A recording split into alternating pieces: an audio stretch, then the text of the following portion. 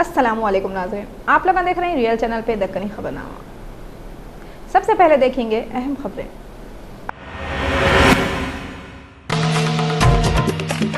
तेलंगाना की हुकूमत वाले बगैर आधार कार्ड के लोगों को राशन नहीं देना बोल के फैसला कर लिए।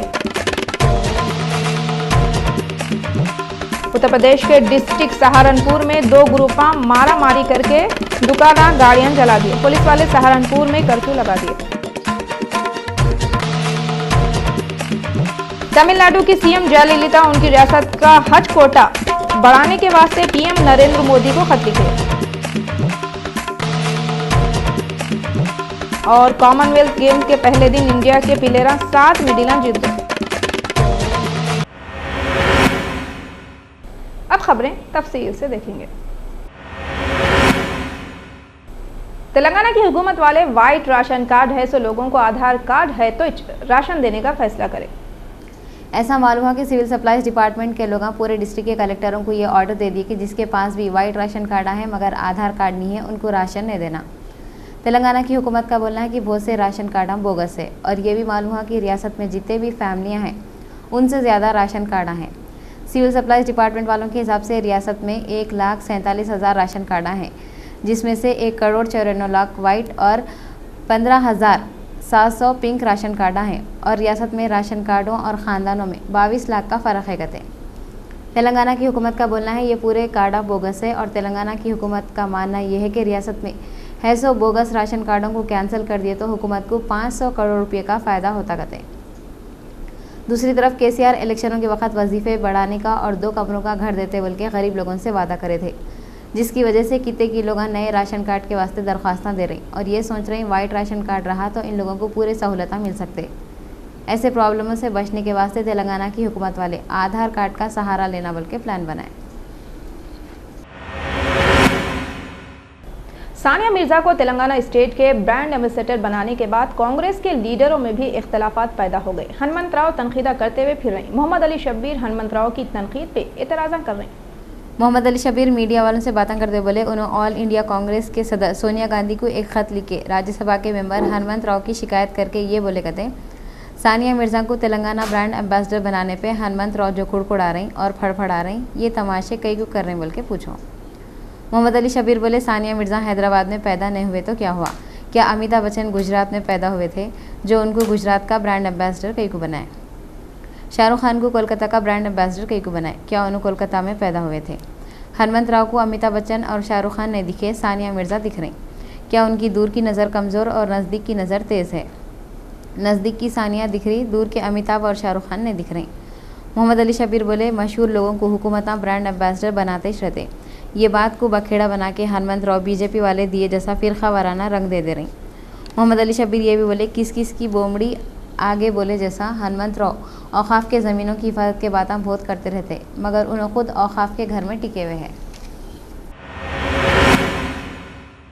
टीडीपी के पुराने लीडर और कोरंगल के एमएलए रेवंत रेड्डी तेलंगाना के सीएम के चंद्रशेखर राव साउथ तेलंगाना को नजरअंदाज कर रहे हैं बोल के इल्जाम लगाए। मीडिया वालों से बातें करते हुए कोडंगल के एमएलए रेवंत रेड्डी तेलंगाना के चीफ मिनिस्टर केसीआर जनूबी तेलंगाना को नज़रअंदाज कर रहे हैं बोल के बहुत पुकार लिए और बोले अगर चीफ मिनिस्टर ऐसी साउथ तेलंगाना को नज़रअंदाज करते रहे तो उन्होंने जनूबी तेलंगाना को तेलंगाना रियासत से अलग कर देंगे और मुल्क की 30वीं रियासत बनाएंगे कहते। इन्होंने बोल रहे हैं सीएम मशरक़ी तेलंगाना को अहमियत देकर जनूबी तेलंगाना के साथ नाइंसाफ़ी कर रही।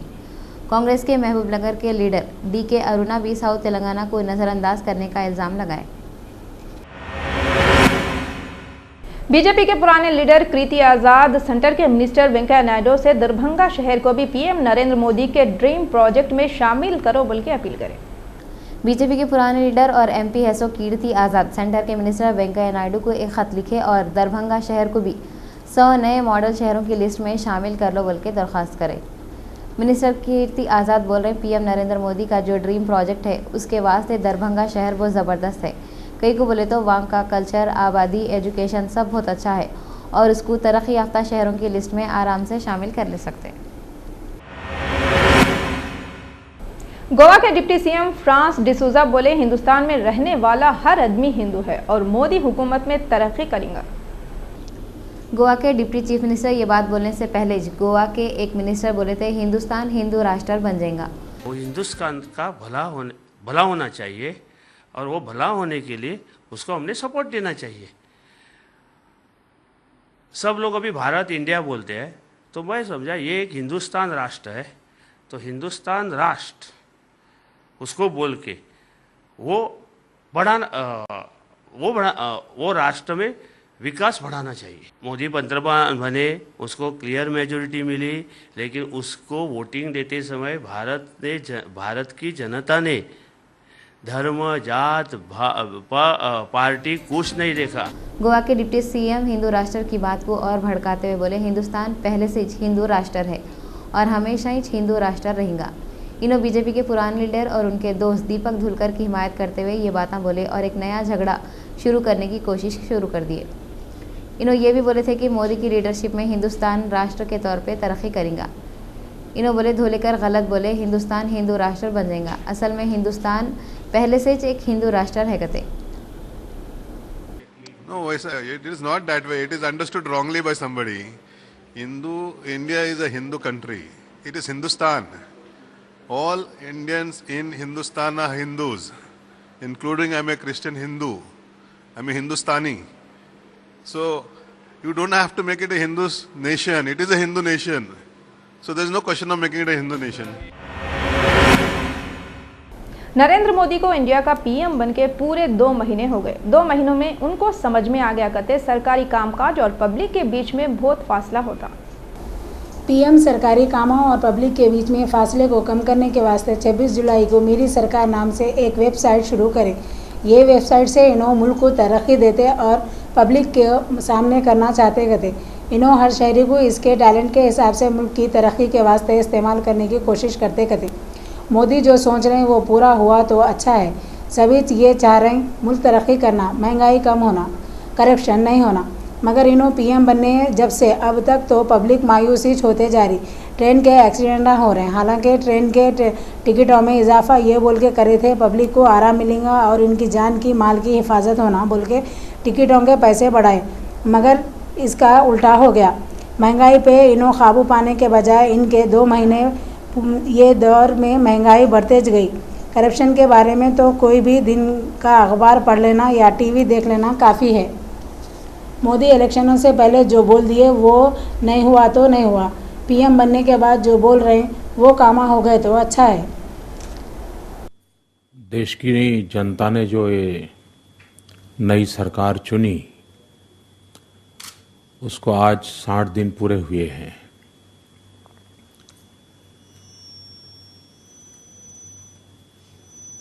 अब तक हमारे देश में एक मानसिकता रही है कि सरकार चुनने के बाद जनता और सरकार के बीच में एक बहुत बड़ा अंतर महसूस होता है,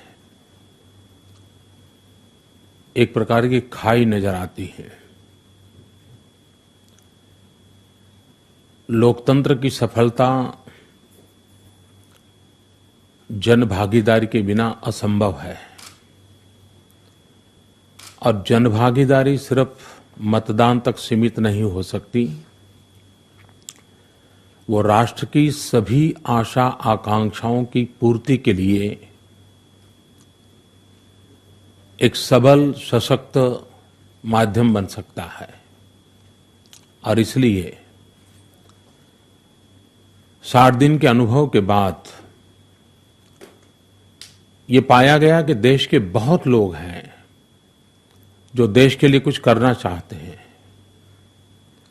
उनके पास विचारों की भरमार है, वे समय देने को तैयार है, वे जुड़ने को तैयार है, वे समस्याओं से जूझने के लिए तैयार है, वे अवसर की तलाश में हैं।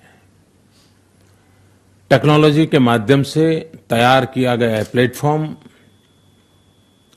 हिंदुस्तान के या हिंदुस्तान के बाहर रहने वाले, भारत का कल्याण चाहने वाले हर व्यक्ति के लिए एक बहुत बड़ा अच्छा अवसर है, एक माध्यम है, ये एक शुरुआत है। और मुझे विश्वास है कि सभी देशवासी इस पहल का स्वागत करेंगे और जुड़ेंगे। कॉमनवेल्थ गेम्स के पहले दिन इंडिया के खिलाड़ियां 7 मेडल जीते, जिसमें सोने के 2, चांदी के 3 और कांसे के 2 मेडल शामिल हैं। इंडिया के मशहूर shooter Abhinav Bindra gold medal जीत के मुल्क का नाम रोशन करे। मलाइका गोयल को चांदी का मेडल मिला। 20वें कॉमनवेल्थ गेम्स के दूसरे दिन इंडिया को 10 मेडल मिले। सबसे ज़्यादा मेडल इंग्लैंड को मिले। इंग्लैंड को 8 सोने के, 8 चांदी के, 7 कांसे के मेडल मिले।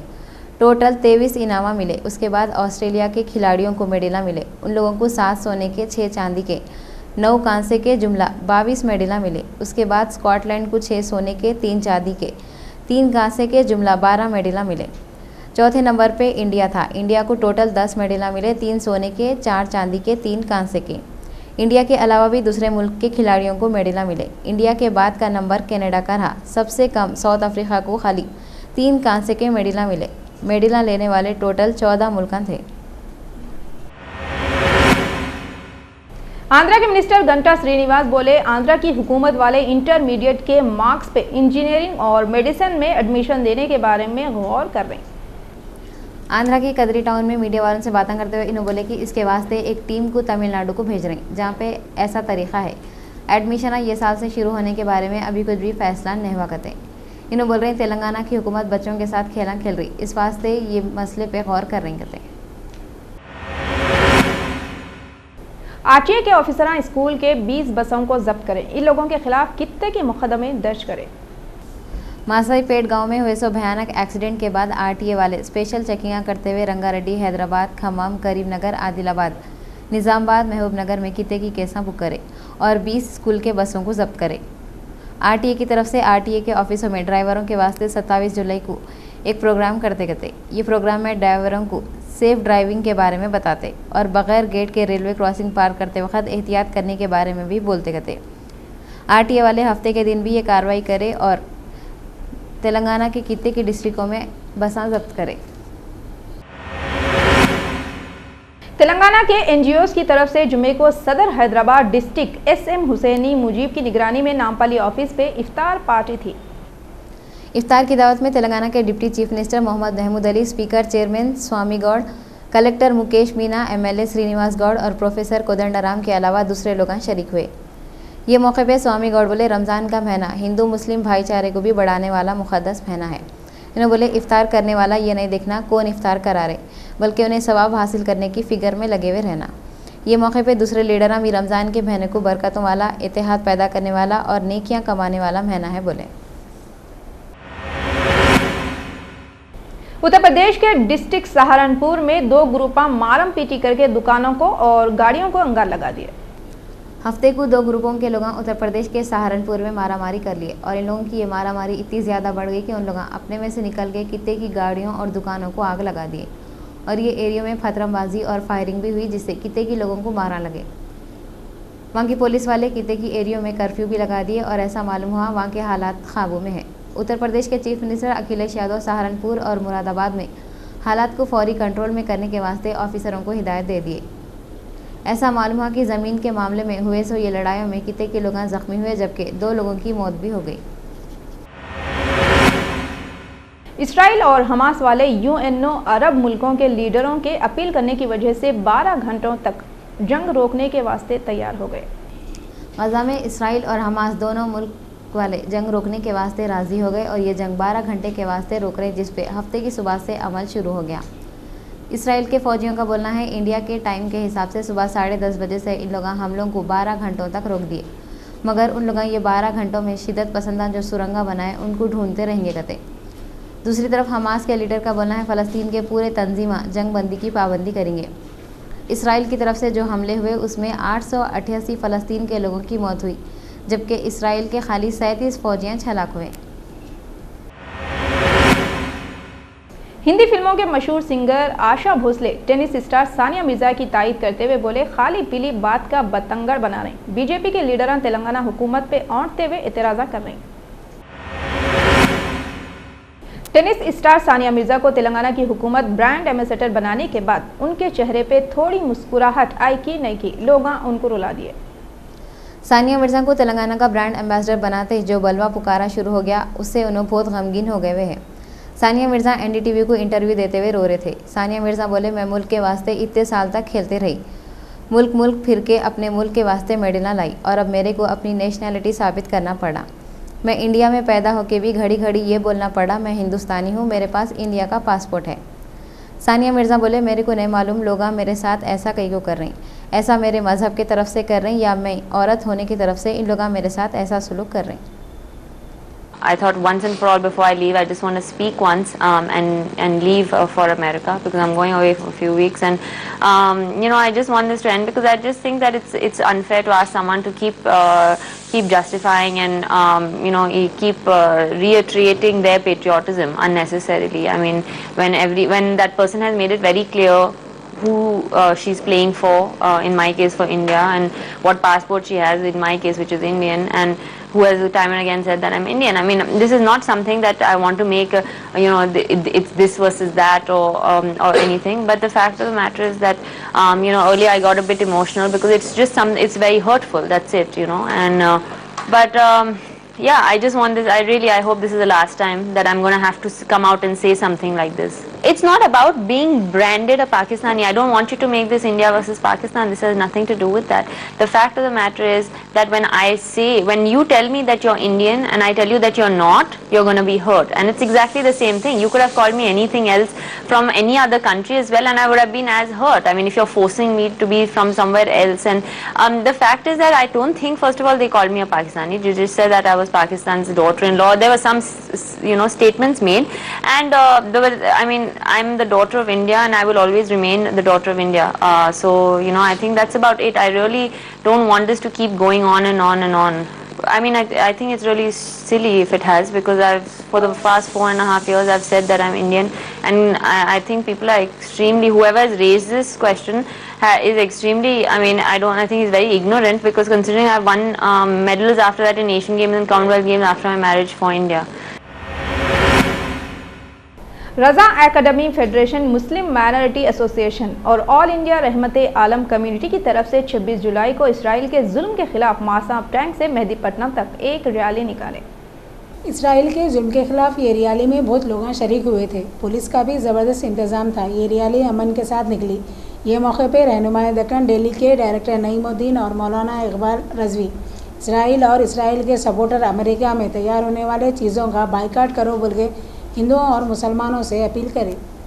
मैं तमाम 5 तंजीमें मशहूर मारूफ हैदराबाद की 5 तंजीमों की जानिब से निकाले जाने वाली रैली जो फ़लस्तीन की हिमायत के लिए निकाली जा रही है, मैं पूरी दुनिया के इंसानों से अपील करता हूँ कि इसराइल अमेरिका से हाथ मिलाकर निहत्ते मुसलमानों पर जो बमबारी कर रहा है, खून की नदियाँ बहा रहा है, इन दोनों खातिलों को रोका जाए। यूएनओ गवर्नमेंट से हम अपील करते हैं, हुकूमत हिंद से अपील करते हैं, दुनिया के तमाम मीडिया चैनल से अपील करते हैं कि आप अपना हिस्सा अदा करें। जितने पॉलिटिशियंस, मेंबर ऑफ पार्लियामेंट है, मेंबर ऑफ असेंबली है, जहाँ जहाँ मुस्लिम पॉलिटिशियंस है, आप तमाम अपना असर रसूख इस्तेमाल करें। और तमाम मुसलमानों से अपील है कि अपने हाथ बारगाह रब्बुल आलमीन में उठाएं, सरकार मदीना के वास्ते से निहत्ते मुसलमानों के लिए रमज़ान शरीफ के मौके पर दुआ करें। और जहाँ जहाँ रैली निकाली जा रही है, मुसलमान की हिमायत के लिए, फ़लस्तीनों की हिमायत के लिए जौक दर जौक हिस्सा लें। और बिलखुसूस फ़लस्तीन पर रात दिन जो बमबारी की जा रही है,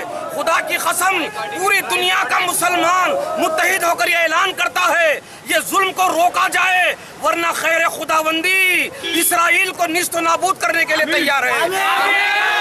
अमेरिका तैयार है।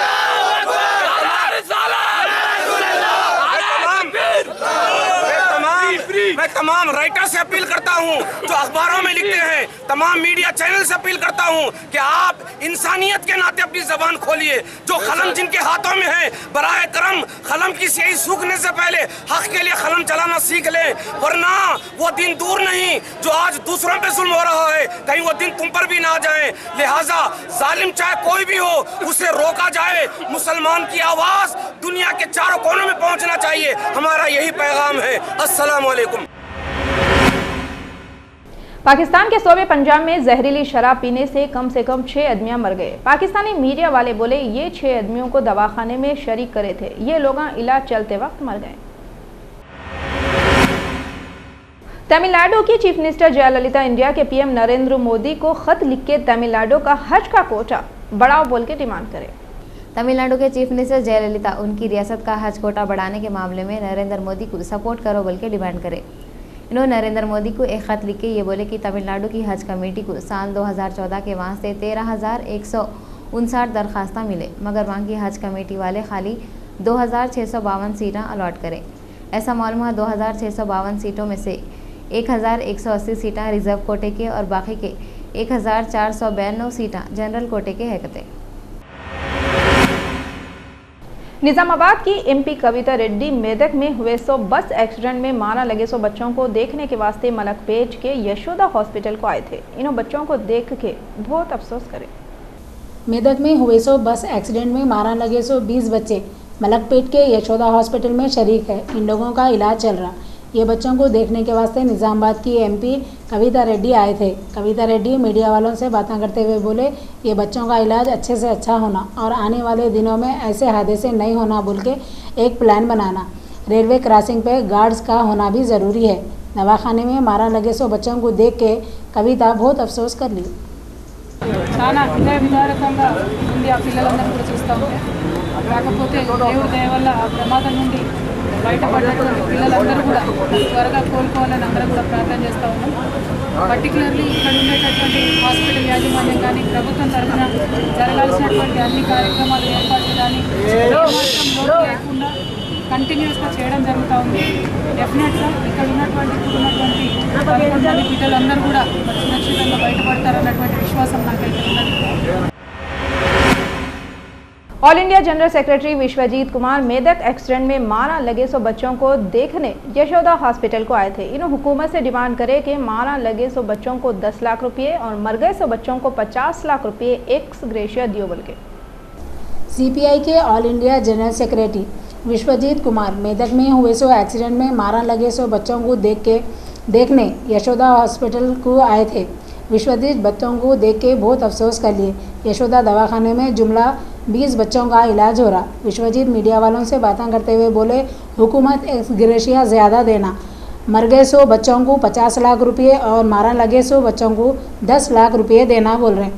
और इन्होंने तेलंगाना हुकूमत से डिमांड करे तेलंगाना के हर गांव हर शहर में ज़्यादा से ज़्यादा गवर्नमेंट स्कूल खोलो। ज़्यादा गवर्नमेंट स्कूल नहीं होने से बच्चे पढ़ने के वास्ते दूर दूर गाँवों को जाते और ऐसे हादसों का शिकार हो जाते। सही बात है, किसका कुछ भी नहीं हुआ, बेचारे मासूम बच्चों के जाना चले गए। जैसे ही यह घटना को सुना जाना, यह बहुत ही दर्दनाक घटना न केवल तेलंगाना प्रदेश के लिए, पूरे देश के लिए यह घटना बहुत ही दर्दनाक है। यह जाहिर करता है कि हमारा रेल प्रशासन किस रूप में संवेदनहीन बना हुआ है।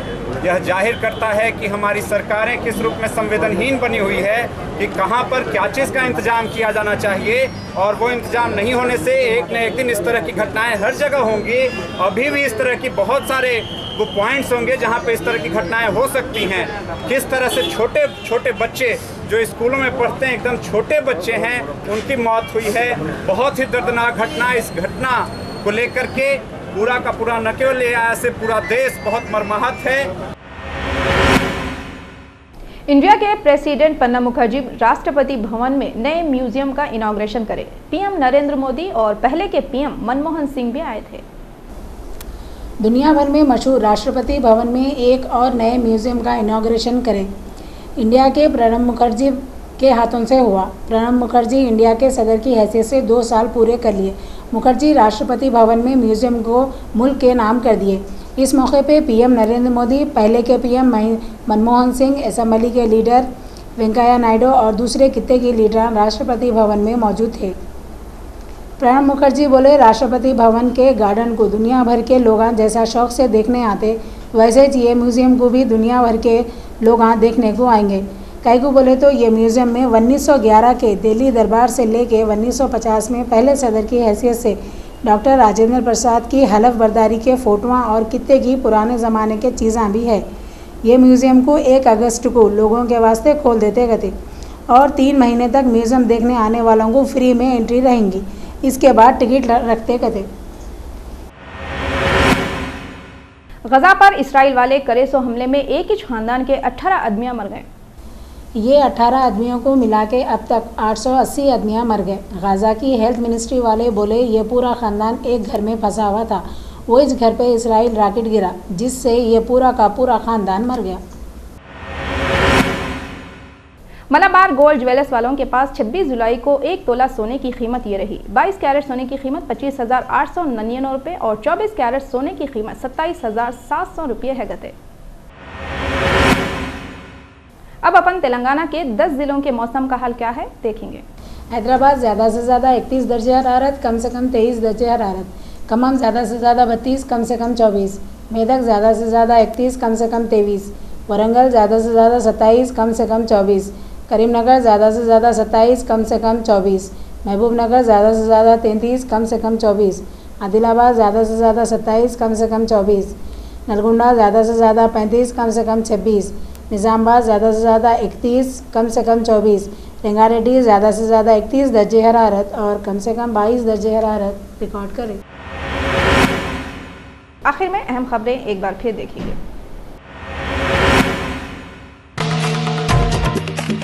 तेलंगाना की हुकूमत वाले बगैर आधार कार्ड के लोगों को राशन नहीं देना बोल के फैसला कर लिए।